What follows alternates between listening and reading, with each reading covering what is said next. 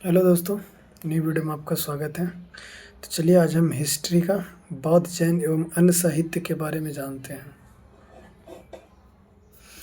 जातक में बुद्ध के पूर्व जन्म की कहानी वर्णित है। हीनयान का प्रमुख ग्रंथ कथा वस्तु है, जिसमें महात्मा बुद्ध का जीवन चरित्र अनेक कथानकों के साथ वर्णित है।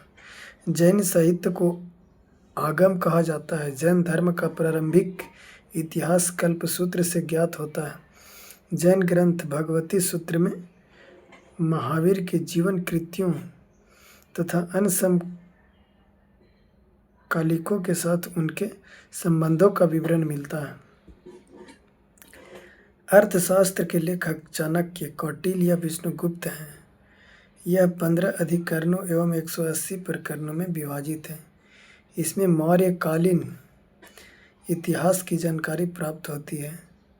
अनुवादक शाम शास्त्री। सांस्कृतिक साहित्य में ऐतिहासिक घटनाओं का क्रमबद्ध लिखने का सर्वप्रथम प्रयास कल्हण के द्वारा किया गया था। कल्हण द्वारा रचित पुस्तक राजतरंगिणी राजाओं की नदी है। इस ग्रंथ में 8 सर्ग है, जिन्हें तरंगों की संज्ञा दी गई है। इसमें प्रारंभ से लेकर 12वीं सदी तक के कश्मीर के शासकों का वर्णन देखने को मिलता है। अरबों की सिंध विजय का वृत्तांत चचनामा लेखक कौन है? अली अहमद। चचनामा का लेखक कौन है? अली अहमद। अरबों के सिंध विजय का वृत्तांत चंचनामा में मिलता है। लेखक कौन है? अली अहमद। में सुरक्षित है। अष्टाध्यायी सांस्कृतिक भाषा व्याकरण की प्रथम पुस्तक के लेखक कौन है? पाणिनि है। इसे मौर्य के पहले का इतिहास तथा मौर्ययुगीन राजनीतिक अवस्था की जानकारी प्राप्त होती है। अष्टाध्यायी में पहली बार लिपि शब्द का प्रयोग किया गया था। पहली बार लिपि शब्द का प्रयोग कहाँ किया गया था? अष्टाध्यायी में। पहली बार लिपि का प्रयोग कहाँ किया गया था? तो अष्टाध्यायी में। पहली बार लिपि शब्द का प्रयोग कहाँ किया गया था? अष्टाध्यायी में। अष्टाध्यायी जो सांस्कृतिक भाषा व्याकरण की प्रथम पुस्तक के लेखक पाणिनि हैं। इसमें मौर्य के पहले का इतिहास तथा मौर्ययुगीन राजनीतिक अवस्था की जानकारी प्राप्त होती है। अष्टाध्यायी में पहली बार लिपि शब्द का प्रयोग हुआ है।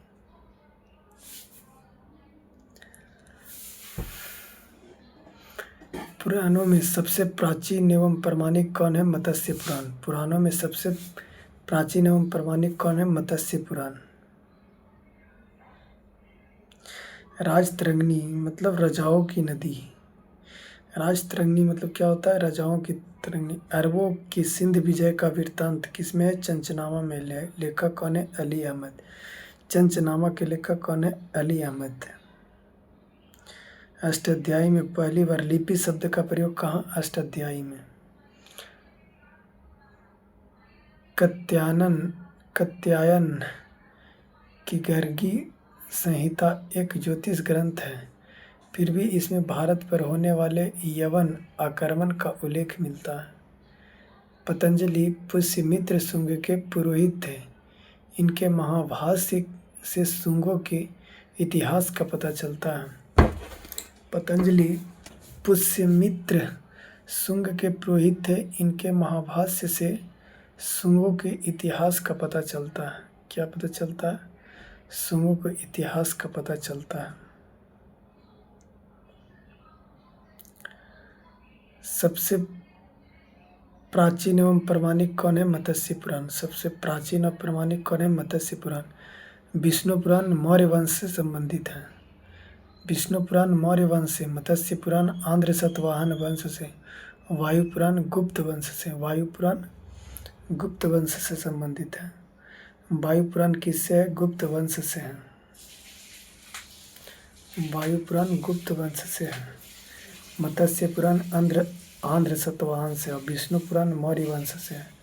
मौर्य वंश से संबंधित कौन सा पुराण है? तो विष्णु पुराण। आंध्र सातवाहन से मत्स्य पुराण और गुप्त वंश से वायु पुराण। हवा गुप्त चलता है, इसको क्या होता है? गुप्त पुराण कहा गया। चलिए वीडियो को लाइक शेयर कमेंट ज़रूर करें।